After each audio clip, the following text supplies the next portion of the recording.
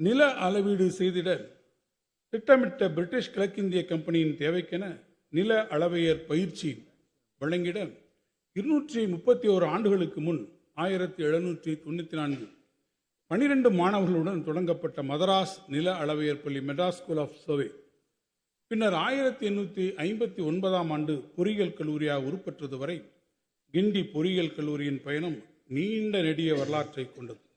கடந்த 47 ஆண்டுகளாக செயல்பட்டு வரும் அண்ணா பல்கலைக்கழகம் நாட்டின் முதன்மையான கல்வி நிறுவனங்களில் ஒன்றாக திகழ்ந்து வருகிறது. தமிழ்நாட்டு மாணவர்களின் தொழில்நுட்ப கனவுகளின் சிகரமாய் விளங்கிடும் அண்ணா பல்கலைக்கழகத்தினை அடுத்த 5 ஆண்டுகளுக்குள் நாட்டிலேயே சிறந்த கல்வி நிறுவனங்களின் தரவரிசையில் முதல் 10 இடங்களுக்குள்ளும் உலக அளவிலான QS தரவரிசை பட்டியலில் முதல் 150 இடங்களுக்குள்ளும் இடம்பெறச் செய்த உரிய செயல் திட்டம் வகுக்கப்படும்.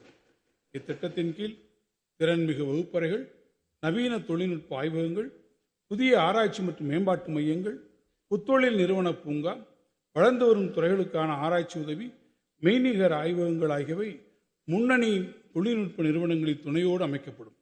கற்றல் மற்றும் கற்பித்தல் அனுபவத்தை மேம்படுத்திட முன்னணி தொழில்நுட்ப நிபுணர்கள், வெளிநாட்டு பேராசிரியர்கள் 3 மாதங்கள் வரையிலான குறுகிய காலத்திற்கு சிறப்பு ஆராய்ச்சிகளில் ஈடுபடுத்தப்படுவார்கள்.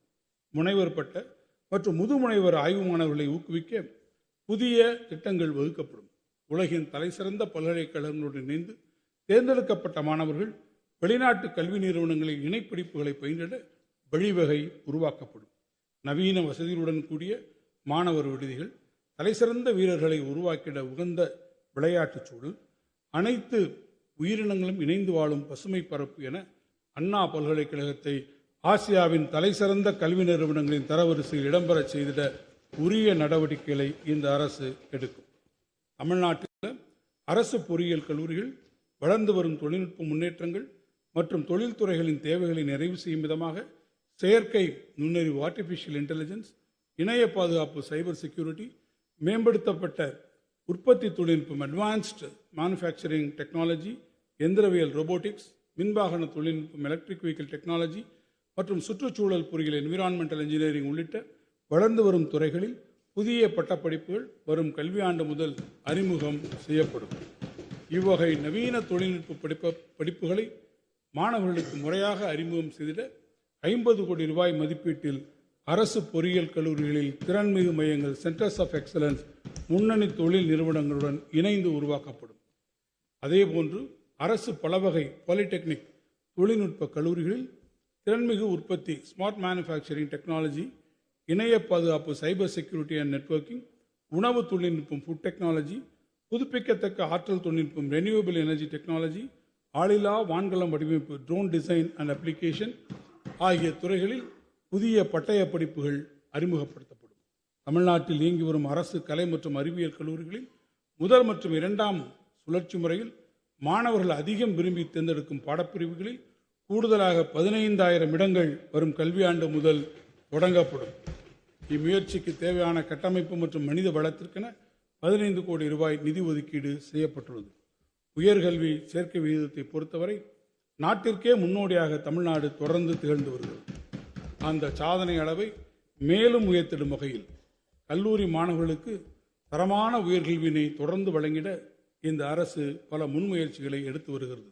பெருந்தலைவர் காமராசர் கல்லூரி மேம்பாட்டு திட்டத்தின் கீழ் தமிழ்நாட்டில் உள்ள அனைத்து அரசு பொறியியல் கல்லூரிகள், அரசு கலை மற்றும் அறிவியல் கல்லூரிகள், அரசு பலவகை தொழில்நுட்ப கல்லூரிகள் மற்றும் அண்ணா பல்கலைக்கழக உறுப்பு கல்லூரிகளில் திறன்மிகு வகுப்பறைகள், நவீன ஆய்வகங்கள், மின் பதிப்புகள் கொண்ட நூலகங்கள், மாணவர் விடுதிகள் போன்ற உள்கட்டமைப்பு வசதிகள் 2025-26ஆம் ஆண்டில் 300 கோடி ரூபாய் மதிப்பீட்டில் உருவாக்கப்படும். பொறியியல், வேளாண்மை உள்ளிட்ட தொழில் படிப்புகளில் அரசு பள்ளி மாணவர்களுக்கு 7.5% உள்ளொதுக்கீடு கடந்த 2021-22ஆம் ஆண்டு கல்வியாண்டில் அறிமுகப்படுத்தப்பட்டது. அந்த மாணவர்களுக்கான கல்வி கட்டணம், விடுதி கட்டணம், போக்குவரத்து கட்டணம் என அவர்களின் மொத்த கல்வி செலவையும் முழுமையாக அரசே ஏற்றுக்கொள்கிறது. இத்திட்டத்தின் கீழ் பல்வேறு தொழில் படிப்புகளில் தற்போது பயின்று வரும் 49,038 மாணவர்களின் கல்வி கட்டணத்தையும் அரசே ஏற்றிடும் வகையில் வரும் நிதியாண்டிற்கு 550 கோடி ரூபாய் ஒதுக்கீடு செய்யப்பட்டுள்ளது. புதுமை பெண், தமிழ் புதல்வன் போன்ற முன்னோடி திட்டங்களால் தமிழ்நாட்டின் மாணவர்களின் உயர்கல்வி சேர்க்கை தொடர்ந்து அதிகரித்து வருகிறது.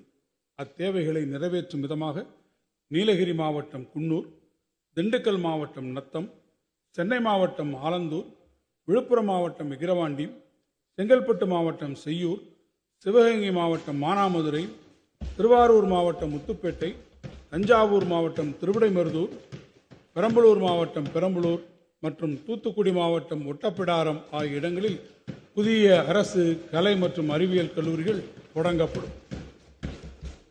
மாணவர்களிடையே அறிவியல் சிந்தனையை வளர்த்திடவும் இளைய தலைமுறையினருக்கு புதிய தொழில்நுட்ப வசதிகளை தொடர்ந்து அறிமுகம் செய்திடும் நோக்கோடு சிங்கப்பூர் அறிவியல் மையத்துடன் இணைந்து நவீன முறையில் வடிவமைக்கப்பட்ட சென்னை அறிவியல் மையம் உருவாக்கப்படும்.